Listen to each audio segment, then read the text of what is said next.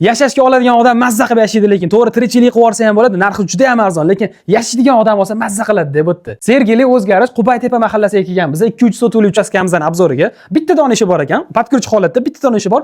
Fasadlarini o'zingizlarning didinglarga yoqadigan, mana bunga mos tushadigan rangda bo'yab olsanglar bo'ldi. Okajonlar, videoga bitta like bosib qo'yinglar. Bundan ham yaxshi uylarda yashash nasib qilsin sizlarga. Hop, planlarimni tushuntiraman. 2-3 sotuv bo'ladi. 6 ta xona, oshxonadan tashqari, mana shu katta chiroyli holdan tashqari 6 ta xonasi bor ekan. Hop, mana bitta bu emas, mana hamma mebel, texnika, hamma narsa, videoda ko'rgan hamma narsangiz mana shu narx aytayotgan narx ham ichiga kiradi. Hop, mana hammasini Hofmunddan olgan ekanlar, lekin sifatli mahsulotlar hammasi. Kommunikatsiyalari, suv, svet, gaz, sentralniy kanalizatsiyadan muammo yo'q, infratuzilmalari, masjid, maktab, bog'cha, do'konlar, yashash uchun hamma sharoitlar bor. 2 urindan iborat bo'ladi. Hovlida yana bitta katta xonasi bor. Hop, mana ikkita sanuzelar bor. Sanuzelar razmerlarini olaylik, katta qilib qilingan ekan. Hop, bu ota-onalar uchun spanli, bu yerda bitta detsiga tepada yana 4 ta xonasi bor.